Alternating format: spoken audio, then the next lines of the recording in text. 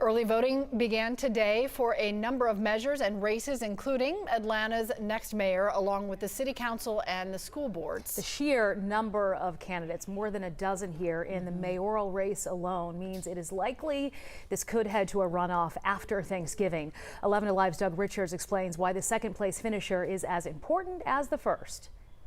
The Atlanta city elections aren't just about who wins the vote on November 2nd. They can be just as much about which candidate finishes in second place.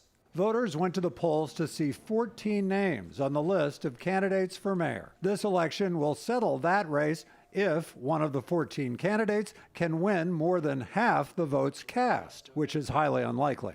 I doubt any of the major candidates seriously thinks that they're going to, win an outright majority of the vote. An 11 Alive News poll released last week showed that former Mayor Kasim Reed has a nominal lead, but well below the 50% threshold. Council President Felicia Moore was second, but 4 more candidates were within striking distance of second place. Recent election history has been very kind to second place finishers facing runoffs. Now Governor Brian Kemp finished second to Casey Cagle in the 2018 Republican primary for governor, but then beat Cagle to win the primary runoff.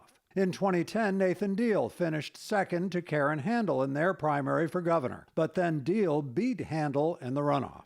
And in 2009, Mary Norwood beat Kasim Reed in the Atlanta mayor's race in November, but the second place Reed vaulted ahead of Norwood to win the runoff. The people who finished in second, third, and fourth place and their supporters might be united in opposition to the person who finishes in first place. Which means second place might be the best place to start a runoff.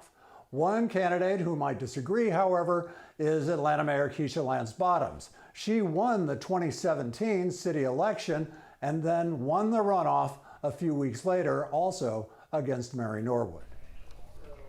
All right, some interesting perspective there.